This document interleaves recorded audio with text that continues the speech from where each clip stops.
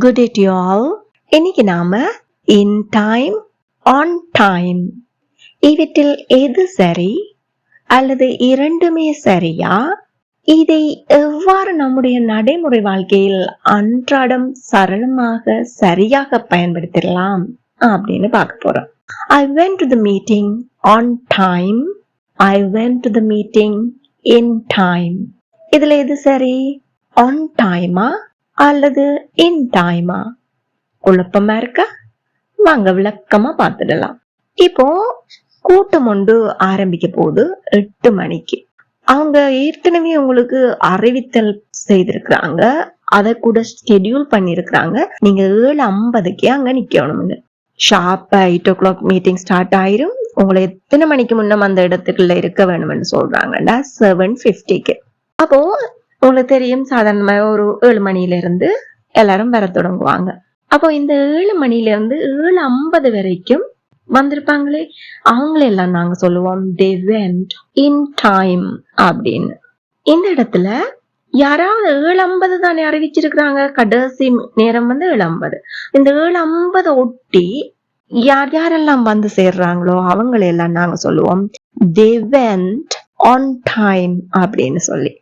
அப்போ இந்த 7:50 விடப்பட்ட நேரத்துல வந்தா கூட அந்த மீட்டிங்க முழுசா அட்டென்ட் பண்ண இயலும். அப்படி வாரவங்களுக்கு நாங்க வேற சொற்கள் பயன்படுத்துவோம். அது என்ன என்பதையெல்லாம் இந்த வீடியோ முடிவடைவதற்கு முன் நாங்கள் பார்க்க போன்றோம். இப்போது நாம் இதற்கான விளக்கத்தை பார்ப்போம். இதிலிருந்து நாம் விளங்கிக் கொள்ளக்கூடியது என்ன? ஆன் டைம் அப்படின்னு சொன்னா at the scheduled time, at the time you expect, எந்த நேரத்தை எதிர்பார்க்கப்படுவதோ அந்த நேரம், அல்ல ஸ்கெடியூல் பண்ணப்பட்டுள்ள அட்டவணைப்படுத்தப்பட்டுள்ள நேரம். நாங்க தமிழ்ல சொல்லிக்கலாம் நேரத்திற்கு அப்படின்னு சொல்லலாம்.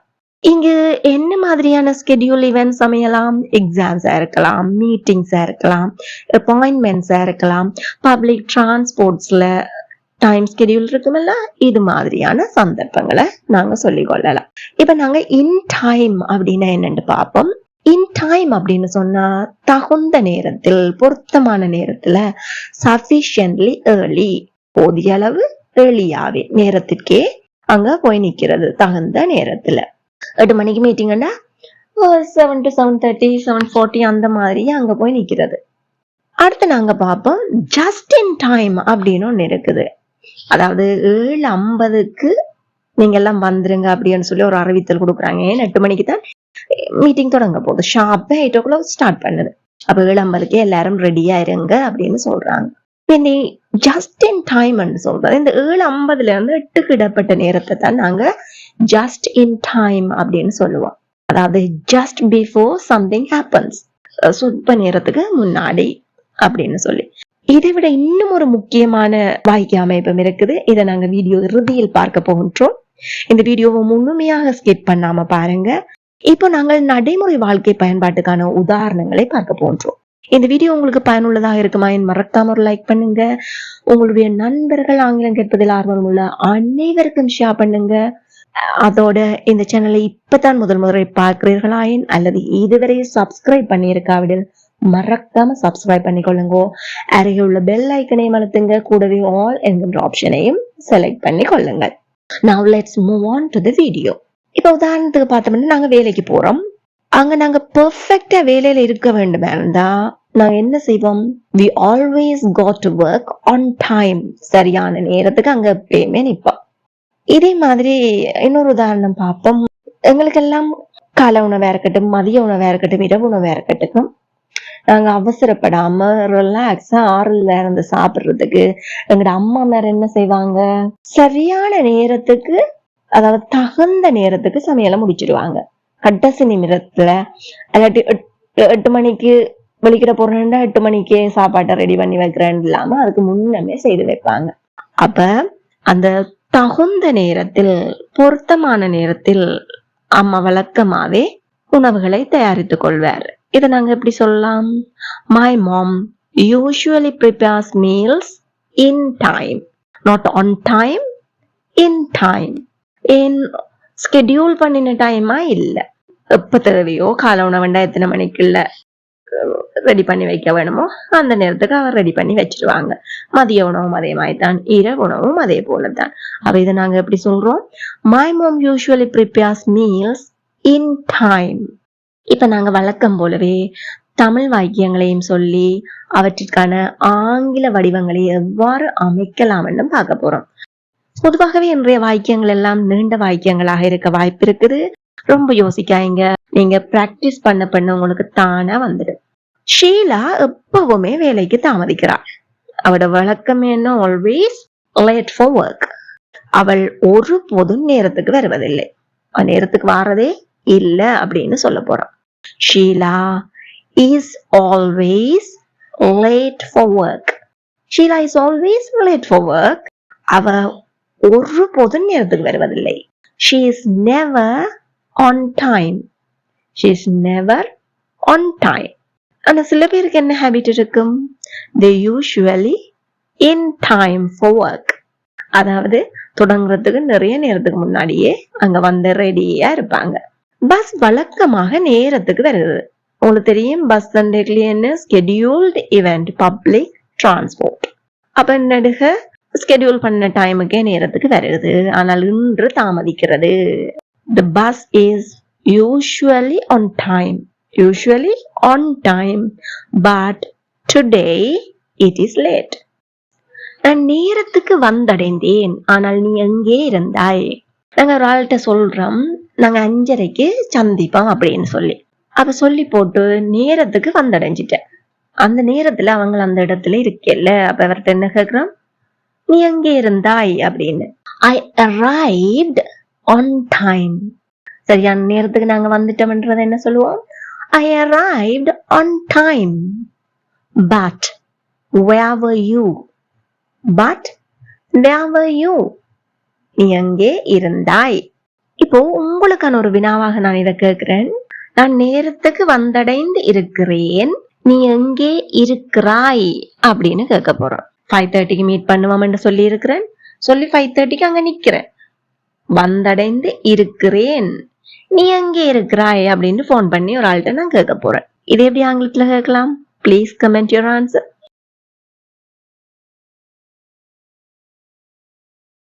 Very good. உன்னோட அப்பாயின்மெண்ட் நாளை காலை 9 மணிக்கு இருக்குது. எத்தனை மணிக்கு இருக்கு? 9 மணிக்கு. தயவு செய்து நேரத்துக்கு வந்துவிடு. நேரத்துக்கு வந்துவிடு. உன்னுடைய அப்பாயின்மெண்ட் நாளை காலை 9 மணிக்கு இருக்கு. Your appointment is tomorrow at 9 a.m. Your appointment is tomorrow at 9 a.m. தயவு செய்து நேரத்திற்கு வந்துவிடு. Please arrive on time. Please arrive on time. கட்டாயம் நேரத்துக்கு முதலே வந்திருக்க வேண்டும் என்ற தேவை இருக்கா? தேவையில்ல. If you like, you can arrive in time. ஒரு விருப்பமா இருந்தா நீங்க you can arrive in time. But இதுல முக்கியமான விஷயம் என்ன? Please arrive on time. நேரத்துக்கு அங்க இருந்துக்கோ, வந்தடைந்து விடு. நீ ஏன் இன்று காலை நேரத்திற்கு வரவில்லை? ஏன் இன்று காலை நேரத்திற்கு வரவில்லை? ஒரு ஆள்கிட்ட கேட்கிறோம் கேள்வி. ஏன்? why? வரவில்லை கடந்த காலத்தை பற்றி வினவுகின்றோம். Why weren't you on time this morning?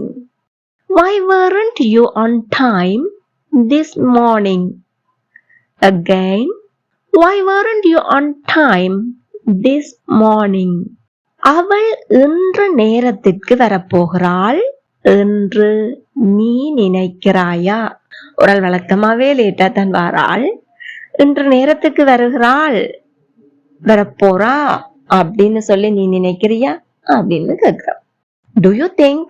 நீ நினைக்கிறாயா? Do you think she's going to be on time today? Again, do you think she's going to be on time today? எல்லாரும் வாய் விட்டு சத்தமா என்னோட கேட்டு பாருங்க. Do you think he's going to be on time today? Do you think she's going to be on time today? நாம் சுத்தப்படுத்தலை தகுந்த நேரத்தில் முடித்திருக்கிறோம். நேரத்துக்கு இல்ல தகுந்த நேரத்துல அப்படின்னு சொன்னா அது கொஞ்சம் எளியாவே இருக்கலாம். தகுந்த நேரத்தில் முடித்திருக்கிறோம். We have finished. முடித்து இருக்கிறோம். We have finished. எதை? சுத்தப்படுத்தலை, cleaning. We have finished cleaning in time. தகுந்த நேரத்தில் என்றால் என்ன? In time. We have finished cleaning in time. On time என்று சொல்லிட்டோம்னா என்ன அர்த்தமா போயிடும்? நாங்க ஏற்கனவே ஸ்கெடியூல் பண்ணின டைம்ன்றதும் ஒரு அர்த்தம், அதோட நாங்க கிளீன் பண்ணி முட்டிக்க அங்க ஆக்களும் வந்து கொண்டே இருக்கிறாங்க, அந்த மாதிரி போயிடும். அப்ப வர்ற ஆக்கள் அந்த கிளீன் பண்ற செயல்பாட்டையும் பாக்குறதுக்கு சான்ஸ் இருக்குது. ஆனா இன் டைம் என்று சொன்னால் என்ன அர்த்தம்? வேற யாருக்குமே யார் கிளீன் பண்ணினன்றது தெரியாம இருக்கு. அவர்கள் தியேட்டருக்கு நல்ல இருக்கைகளை பெற்றுக் கொள்வதற்காக தகுந்த நேரத்தில் வந்தடைந்தார்கள். நீங்க ஆன் டைம் போனீங்கன்னு சொன்னா திரைப்படத்தை பார்க்க முடியும். ஆனா உங்களுக்கு விரும்பின இடத்துல நீங்க உட்கார்வதற்கான வாய்ப்பு குறைவாவே இருக்கு. அப்ப விரும்பின இருக்கையில போய் நீங்க இருக்க வேண்டுமா இருந்தா நீங்க எப்படி போகணும்? In time. They arrived at the theater in time. They arrived at the theater in time. எதற்காக? To get good seats. To get good seats. எல்லாரும் வாய் விட்டு சத்தமா எங்கூட சேர்ந்து சொல்லி பாருங்க. They arrived at the theater in time to get good seats. அப்ப நாங்க on time சொல்லி போட்டு to get good seats சொல்லலாமாண்டா சொல்ல முடியாது. ஆனா படத்தை முழுசா பார்க்க முடியும். அடுத்த உதாரணம் பார்ப்போம். நான் வேலைக்கு போக முன் ஒரு பெரிய கால உணவு ஒன்றை எடுத்துக்கொள்ள தகுந்த நேரத்தில் நித்திரை விட்டல விரும்புகிறேன். நாங்க வடிவா சாப்பிட்டுட்டு போகணும் என்று சொன்னா ஏழிய நித்திரை விட்டு எழும்பி எல்லா வேலையும் செய்து முடிச்சா மட்டும்தான் வடிவா சாப்பிடல. இல்லாட்டி என்னது வாயில தொட்டு வைக்க கூட நேரம் இல்லாம போயிடும். அப்போ நான் என்னத்தை விரும்புறேன்? தகுந்த நேரத்தில் நித்திரை விட்டல. I like to get up in time. I like to get up in time. எதற்காக? To have a big breakfast. To have a big breakfast before going to work. I like to get up in time to have a big breakfast before going to work. Again, I like to get up in time to have a big breakfast before going to work. இலகுவா இருக்கா? In time எங்க பயன்படுத்தணும், on time எங்க பயன்படுத்தணும் அப்படிங்கிற concept இப்போ உங்களுக்கு விளங்கும் என நம்புகிறேன். ஏதாவது சந்தேகங்கள் இருப்பேன் கமெண்ட் பண்ணுங்க. இந்த வீடியோ பயனுள்ளதா இருந்தா மறக்காம ஒரு லைக் பண்ணிடுங்க. நான் இப்பதான் சாரியா கழுவி இருக்கிறேன், சாரியா தோச்சு போட்டிருக்கிறேன். நான் அதை இன்று மாலை அணிய விரும்புறேன். இப்பதான் தோச்சு போட்டேன், ஆனா இன்று மாலை அணிய விரும்புகிறேன். சாரி காஞ்சோன்னு இருக்கிறத அப்படியே எடுத்து கட்டிட்டு போயிலுமா விட்டன டக்குன்னு சுத்திட்டு இல்ல. அப்போ அது என்னது? ஒரு தகுந்த நேரத்துல உலர்ந்து முடிக்க வேணும். அப்பதான் எங்களால் அயன் பண்ணி எல்லாம் ரெடியாகி கட்டிட்டு போக முடியும். இப்பதான் சாரிய கழுவி இருக்கிறேன், நான் அதை இன்று மாலை அணிய விரும்புகிறேன். நான் அது தகுந்த நேரத்தில் காய்ந்து இருக்குமென அல்லது உலர்ந்து இருக்குமென நம்புகிறேன். இப்பதான் சாரிய கழுவி இருக்கிறேன். I have just washed this saree. I have just washed this saree. எதற்காக இதை நான் செய்கிறேன்? I want to wear it this evening. அதை இன்று மாலை அணிய விரும்புகிறேன். நான் நம்புறேன். I hope it will be dry in time. It will be dry. அதாவது என்னது? காய்ந்து இருக்குமென.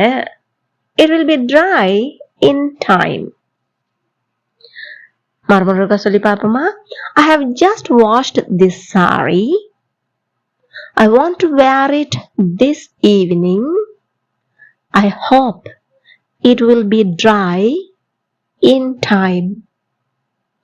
It will be dry in time. காய்ந்து இருக்குமென. இங்க காய்ந்து என்பது ஒரு அட்ஜெக்டிவாக வந்திருக்குது. நான் ஷீலாவினுடைய பிறந்த நாள் என்பதை கிட்டத்தட்ட மறந்து விட்டேன். ஷீலாவுக்கு பர்த்டேன்றத கிட்டத்தட்ட மறந்துட்டேன். nearly forgot. அதிர்ஷ்டவசமே தகுந்த நேரத்தில் நினைவுபடுத்தி கொண்டேன். மறந்தேதான் இருந்தேன். ஆனா என்ன, எங்களுக்கு ஒரு ஆளோட பர்த்டேன்னு சொன்னா விஷ் பண்றதுக்கான டைம் தேவையா இருக்கும், கிஃப்ட் வாங்குறதுக்கான டைம் தேவையா இருக்கலாம். அப்போ ஒரு தகுந்த நேரத்துல அதை நாங்கள் நினைவுபடுத்தி கொண்டாதான் இது எல்லாத்தையும் செய்யக்கூடியதா இருக்கு. I nearly forgot that it was Sheila's birthday. ஷீலாட பர்த்டே என்றதே மறந்து போனேன். I nearly forgot that it was Sheila's birthday. Fortunately.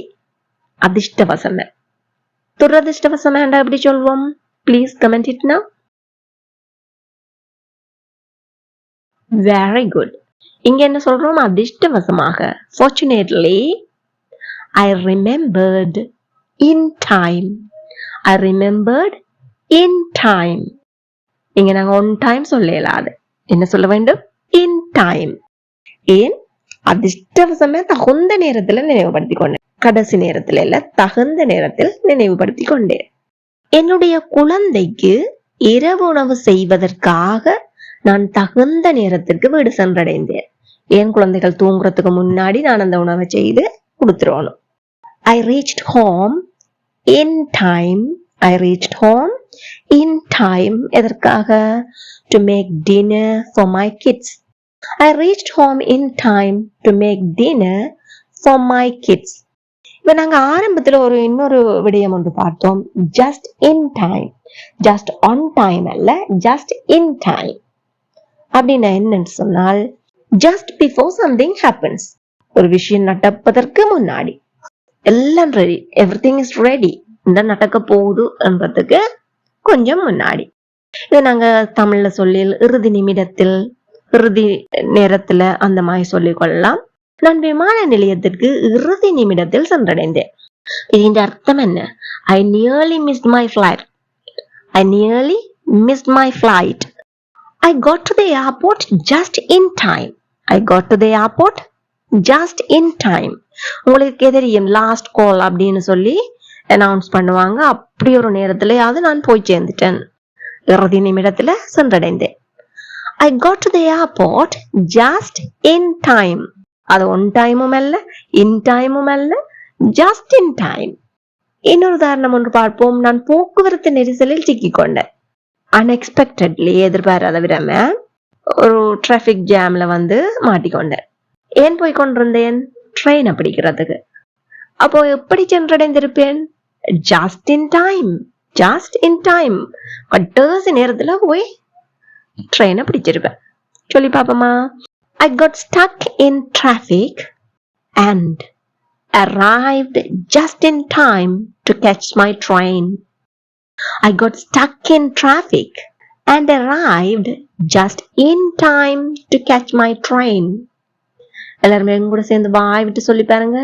Practice makes you perfect. அப்ப வாய் விட்டு சத்தமா சொல்லி பயிற்சி எடுக்கணும். I got stuck in traffic and arrived just in time to catch my train. கடைசி வீடியோ முடியல உங்களுக்கு இன்னொரு விடயம் ஒன்று சொல்லித்தாரேன் என்று சொன்னேன். அதுதான் என்ன? In the nick of time. In the nick of time அப்படின்னு சொன்னா அதன் அர்த்தம் என்ன? At the last moment. இறுதி மணித்துளிகளில். செகண்ட்கள் ஓடிக்கொண்டிருக்குமே, அது போல அந்த இறுதி மணித்துளிகளை சொல்லுவோம். நிறைய பேர் உங்களுக்கு தெரியும், இப்போ அசைன்மெண்ட்ஸ், ப்ராஜெக்ட் அதில் சப்மிட் பண்றதுக்கு லாஸ்ட் டைம் ஆன்லைன்ல சப்மிட் பண்றேன்டா சொல்லியிருப்பாங்க. இல்லை ஒரு ஆன்லைன் எக்ஸாமினேஷனை முடிக்கிறதுக்கு 12 o'clock எக்ஸாம் முடியுது, இல்லாட்டி 4 o'clock ஈவினிங்க்கு முன்னம் இந்த அசைன்மெண்ட்டை சப்மிட் பண்ணிடுங்க. 4 o'clock அது க்ளோஸ்ட் ஆயிரும். அதுக்கு முதல்ல நாங்கள் அதை சப்மிட் பண்ணணும். அப்ப அந்த நேரங்கள்ல எல்லாம் என்ன, இறுதி மணித்துளிகள்ல சப்மிட் பண்ணி முடிக்கிறார்கள் நிறைய பேர் இருப்பீங்க. உதாரணத்துக்கு பார்ப்போம். என்னுடைய ஒப்படையின் இறுதி தவணை மாலை 4 மணி. நான் எனது ஒப்படையை மாலை 3:58 அல்லது மேபி 3:59 மின்னஞ்சல் வழியாக அனுப்பினேன். இதத்தான் நாங்க என்ன சொல்லுவோம்? இறுதி மணித்துளிகளில், இறுதி நொடியில் அப்படின்னு சொல்லலாம். The deadline of my assignment is 4 p.m. I emailed my assignment at 3:58 p.m. இதை நாங்க எப்படி சொல்லலாம்? In the nick of time. In the nick of time. இன்னும் ஒரு உதாரணம், இறுதி உதாரணமாகவே பார்ப்போம். உங்க எல்லாருக்குமே தெரியும், மூவிஸ்ல எல்லாம் நாங்க பார்ப்போம், ஹீரோவோ இல்லாட்டி ஒரு ஸ்பெஷல் பர்சனோ இப்படி குண்டு வெட்டிக்க போகுது அப்படின்னு சொல்லி எல்லாருடைய இருக்கும் சக்கன்ல நேரம் குறைஞ்சிட்டு வரத காட்டுவாங்க. அந்த இறுதி இப்படி ஜீரோன்னு வர போகல ஹீரோவா இருக்கலாம், இல்லாட்டிக்கு குண்ட செயலிழக்க வைப்பவரா இருக்கலாம். அப்படியே வயரை கட் பண்ணி செயலிழக்க செய்வதை காட்டும்.